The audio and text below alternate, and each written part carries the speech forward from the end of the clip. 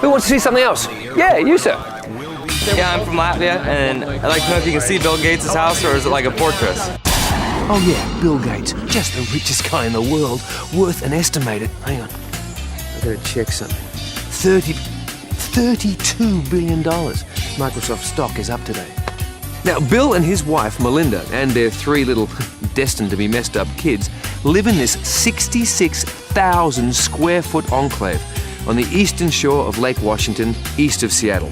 There's not a great deal to see when you approach Bill Gates' compound from the street. I mean, there's just a gate and a security guy with a camera filming us. Excuse me, is it actually okay if we videotape here? He's run away. I think I scared him off. No. It's from the water side that this whole complex of its 24 baths, 6 kitchens comes to life for the unwelcome visitor. Come on, let me show you.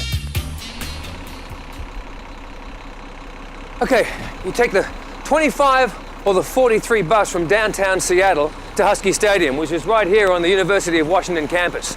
Now, the University of Washington sits on the west side of Lake Washington, directly across from and slightly north of the Gates House. So we'll put in here. It also helps that the University Waterfront Activities Center rents boats and canoes for only a couple of bucks an hour. Now, at this point, Lake Washington's about 2 miles across.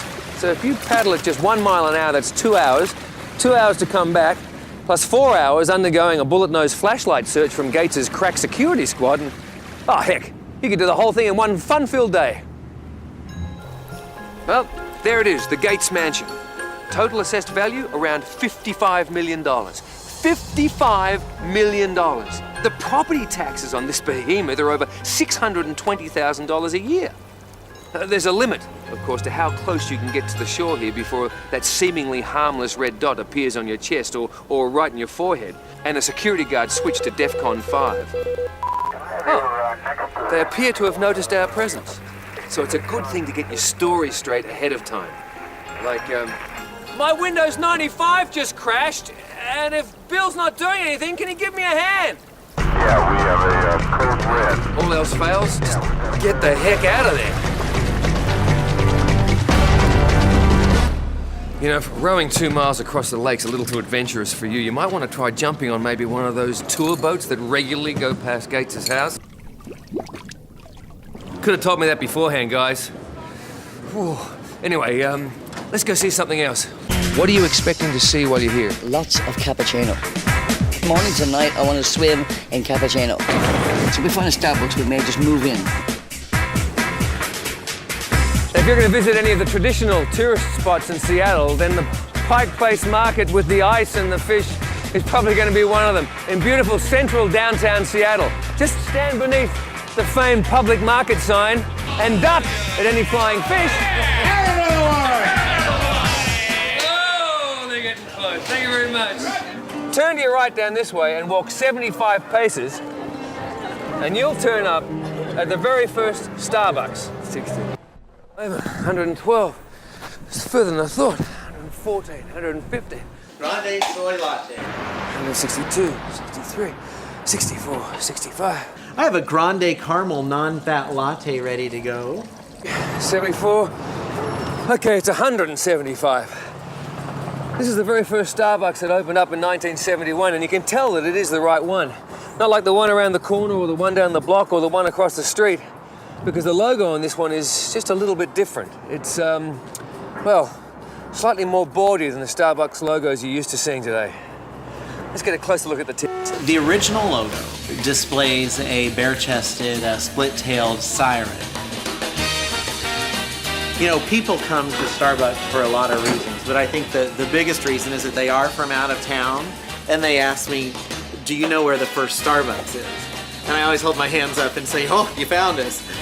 My favorite question, and one that I wish that people wouldn't ask me, when they ask when this store opened, and I say 1971, and they ask if I was working here at that time. Kind of bothers me a little bit to think that I look old enough to have been here 32 years ago. Venti, I have a Venti sugar-free vanilla soy latte. In 1971, we didn't even serve drip coffee at Starbucks. So people would come in to buy whole bean coffee, we could grind it for them, loose leaf teas, and whole spices. That's how the business started. And Starbucks as a company didn't start serving espresso beverages until the mid-'80s. Visiting the world's first Starbucks. Now that is wholesome family entertainment. But let's try and maintain that level of class, shall we? Isn't Ted Bundy from Seattle? Now, I don't know if it's the high caffeine intake or the occasional grey day, but it's true, Seattle has been linked with a few serial killers over the years. Actually, it's more Tacoma than Seattle, let's be honest. Ted Bundy, who grew up in Tacoma, came to Seattle to attend the University of Washington. He had a room here on campus at McMahon Hall. And later, he moved to an apartment off campus at 41st and 12th Avenue Northeast in the U District. Well, then he moved to Utah, got arrested. We just as soon forget all that negativity. Now, at the risk of making Seattle sound like a penal colony or a detention center for psychos and perverts, I think we really should touch on the elementary school teacher, Mary Kay Letourneau. She used to live around here. Now, here being the Seward Park neighborhood of Seattle. In fact, it was on this very street that Mary Kay Letourneau was caught in a steamed-up car by the Seattle police with her 14-year-old student and sent to prison for 7 years. Now, there's nothing too spectacular about the Seward Park neighborhood, although I do sense there might be a little love in the air.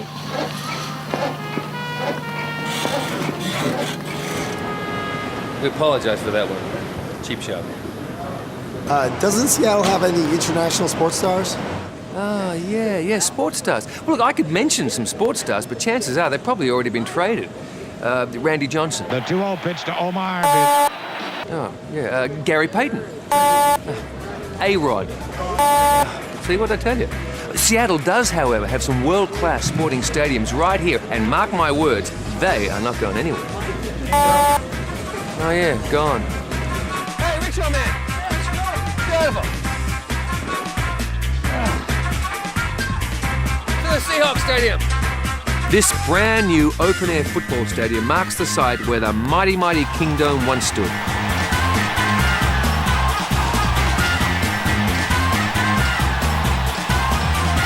The Kingdome, the giant concrete mushroom. You know, it was voted back in 1993 in the Seattle Times Readers' Poll as the worst building in the city. The Kingdome, it was both an architectural and engineering marvel, if you didn't mind a couple of pieces of roofing tile just falling on the hapless sports fan. Well, sadly, the building's most publicised moment came on March 26, 2000.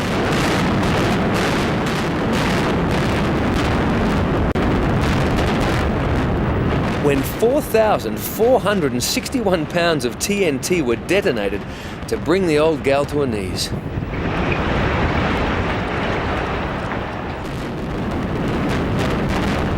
Putting all that effort into imploding the Kingdome might have been unnecessary, since a year later a 6.8 magnitude earthquake might have done the trick.